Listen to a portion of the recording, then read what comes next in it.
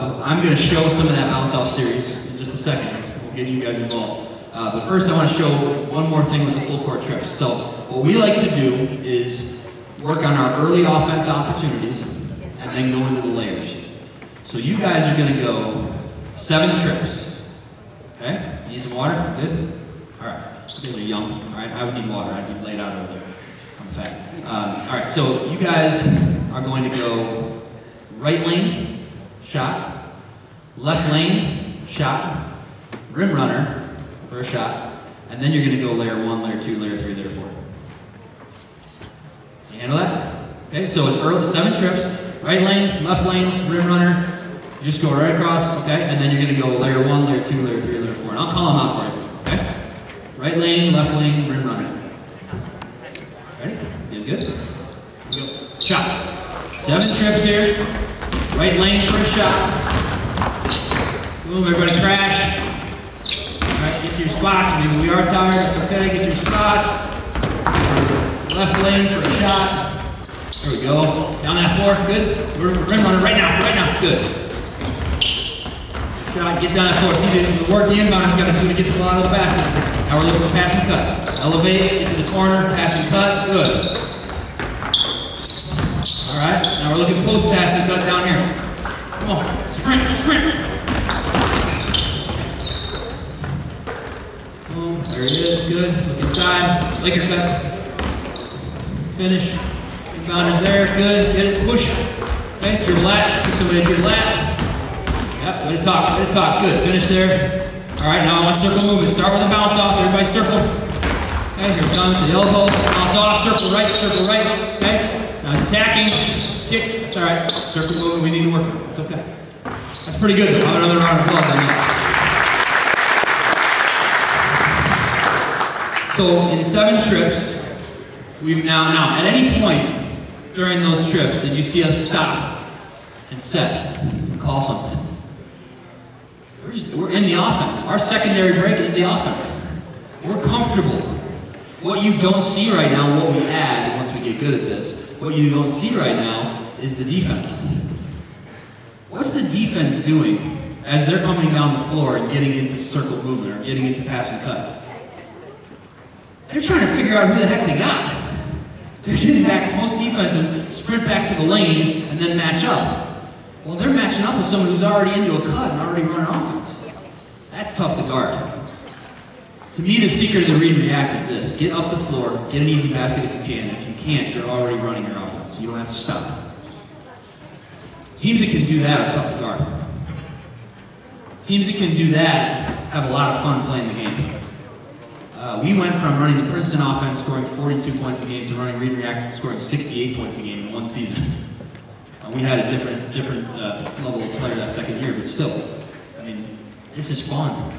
The read and react lends itself to running, okay? So, because, I've got 7 minutes here, because I noticed as we did this as a diagnostic that circle movement is a little weak with these guys, we're gonna go into some circle movement drills, all right? So I want 5 out, give me a basketball in the corner. This is our 5-on-0 bounce-off drill. I apologize if you guys have seen this before, but it's the best drill I know to teach circle movement.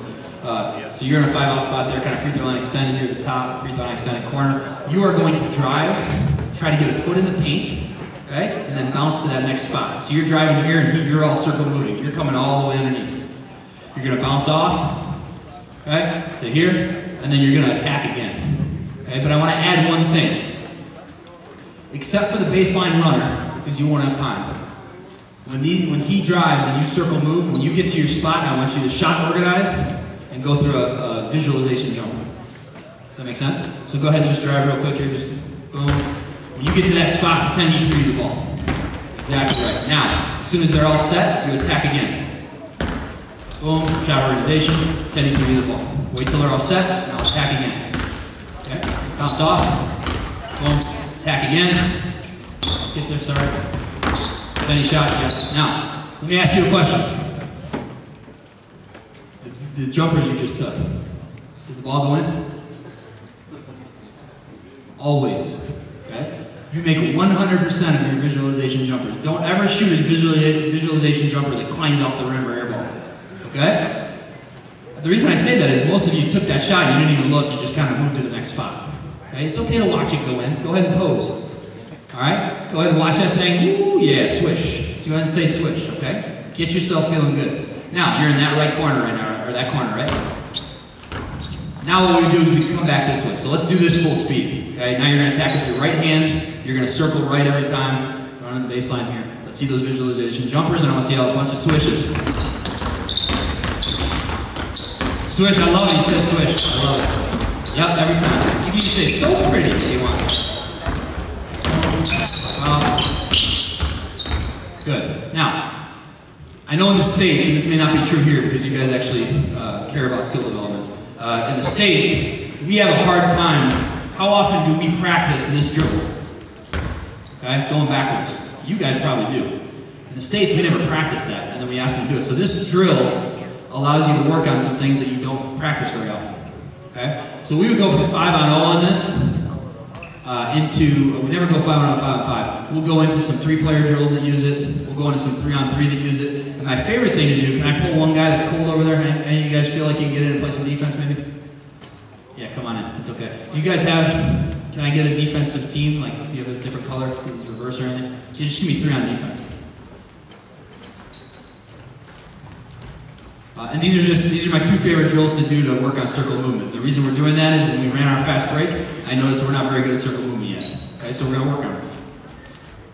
We do this with 5th graders, so this is what we'll be doing with 5th graders. These guys are way better than what I'm normally working with in this presentation, so we should consider ourselves lucky. You guys are going to be on offense. 3-on-3. I want the top and 2 free throw lines extended. Orange, you're guarding them. We're going to play 3-on-3, but there's one simple rule. You can only score off of a bounce-off. Okay? So if you drive, if you can get all the way to the rim, go ahead. Okay? If he's that bad defensively, we've got to replace him. Alright? So, but if you can get all the way to the rim, you score. Otherwise, you're getting in here, when he cuts you off, you bounce off to the spot, everybody a circle move. Now, if you pass to somebody, they can shoot it because that was a bounce-off. Okay? You can also get here and you can re-attack and score. Okay? But if the shot doesn't come directly from a bounce-off, you're not allowed to shoot. Is that easy enough? Yeah, defense, you're just playing live. If you take the ball from them, or they miss and you get the rebound, then you get to go on offense. All right, ready? Here we go. 3-on-3 bounce-off. Cut. I get to the paint. All right, hold up. Now I would say, okay, pass and cut needs a little bit of work, so we might go back. But remember, when you pass to somebody, you have to cut to the basket. All right, then fill out. We'll give the ball to Orange now. Orange on offense. Bounce off, good. Pass, cut. There you go. Bounce off, all right. Okay, not bad, hold on. What are we working on here? Raise your hand. What are we working on? Circle movement, what else? What part of defense? Closeouts have happened on the passes, yep. Oh, guarding the ball. Because they have to score on a bounce off, they're bouncing out, they're driving like crazy. So now we're working on our protected paint defense. Okay? There's always pass and cut in there, and you'll notice that's where they broke down. They would pass and stand or pass and go away. That's where I know, okay, I gotta go back to layer 1. Okay? Any questions on any of that? Because I want to talk a little bit about the headhunter and the fast break as I go back. We good so far? I know there's a Q&A tonight. Okay. So real quick, give me those 5 guys in the fast break again. I just want to walk through something in the last 2 minutes here. You can, yeah, it doesn't matter what color you're wearing. All right, so we're going to change now. We're going to say we've got a team that plays very well off ball screens or off screens in general. And I've got a big guy who's just a mean screener. Okay? This guy loves to just lay the wood on people. So that you're the tough guy now. Okay? What's your name?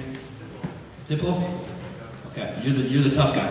All right. So what you're going to do, instead of running to the rim, what we're looking for you to do is we're looking for you to run down into this area opposite the ball. Okay. Let me get down here. I'm running out of time. You want to come into this area right here. Okay. And as the ball comes across half court, you're going to read. All right. Now there's going to be nothing to read here because there's no defense. But what you're normally looking to read is the least organized defender. So a defender that can't see you, a defender that's still trying to run and get back or get caught up to the ball, and maybe a ball screen. Anytime the ball defender is picking up above this line, you can ball screen. Okay? And transition ball screens are devastating if you do them right. Because everybody's sprinting back, they don't get to play their ball screen defense. This is a great time to look for a ball screen. So what you're going to do is you're going to go to that area, and you're just going to pick someone to screen for. And you're going to either use a ball screen, okay? And when the ball screen happens, what do? What does everybody else do? It's a drive. Spot up after you circle move. Okay? So when ball screen happens in transition, everybody needs a circle move. Okay? Let's just do a ball screen this time. I'll just tell you what to do since there's no defense. Okay? So you're going to go down there. As soon as he comes across half court, you're going to cut over. We're going to transition ball screen. He's going to be going left off the ball screen. So you're all going to circle left. Does that make sense? Okay. Let's try it. Shot. Position ball screen, circle left. Good. Back. All right. We need to work on the roll. Just make sure you roll after you set that ball screen. Okay, we've got somebody filling that spot, so roll to the basket. All right, let's do it one more time. Same thing with the ball screen. This is our headhunter option when we decide that we've got a team that plays well off screens. Okay, move around. Shot.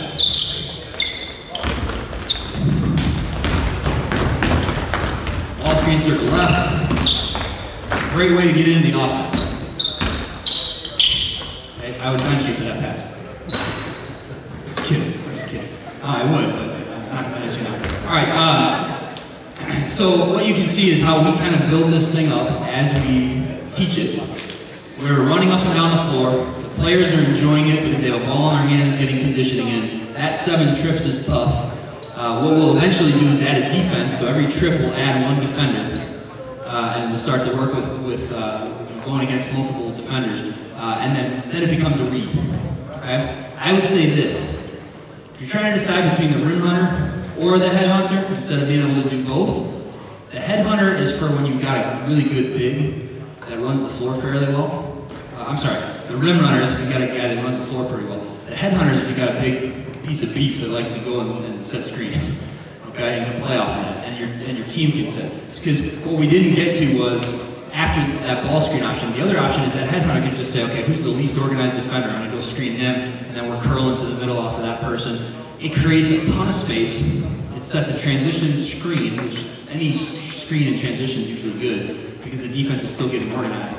And it gives a defined role to my man number 8 here. Typical? Terrible. I'm sorry. It gives him a defined role that when he knows if he gets his butt down the floor, 50% of the screens he sets, he's going to end up being the one being open. Okay? So we really like to play in transition with that headhunter because it opens the floor up and allows us to play off screens. The rim runner, if you have a really fast big guy, or if you're small, if you just have 5 midgets on the floor, if you're going to go 5 out, I would run with the rim runner because you're probably going to beat the big kid from the other team down the floor a lot. Any questions before I close up here? Okay. I have what my wife calls a basketball sickness. And she says it lovingly, I think. But what I mean by that is I'll get on a treadmill, not that it looks like it, but I'll get on a treadmill and for an hour and I'll try to decide if we can beat a team by fouling them every possession and seeing if they can make enough free throws to beat our field goals, if they're that much better than us.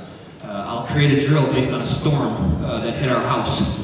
And my wife really hated that one, a microburst storm. I created a drill after it. I'm constantly thinking about basketball. I know how lucky I am to get to work for Better Basketball every single day, to get to coach a high school basketball team. I mean, basketball is my job. Most of you don't get to say that, I understand that. So I have the reason I tell you that is I have a serious passion for helping coaches. And so if I can ever be of any assistance to you, if there's anything I can to help you or answer questions for you, please feel free to reach out. You can do it through our Better Basketball website. If you're on CyberDust, which I know most of you have never heard of, but on Twitter and on CyberDust, my handle is Coach Says, CZES. I'm up late. I sleep like 3-4 hours a night at most. I have a lot of energy. I'm constantly thinking about basketball. If I wake up, I'm up because my mind starts thinking about basketball. So if I can be a resource or any help to you whatsoever, or if I can get word to Rick, because I have to kind of protect him because every coach in the world that's heard the Read wants to talk to Rick. We have to have a buffer so he can get work done. But I can get messages to him for you. I'm happy to do it. Thank you very much for your time and sitting with me.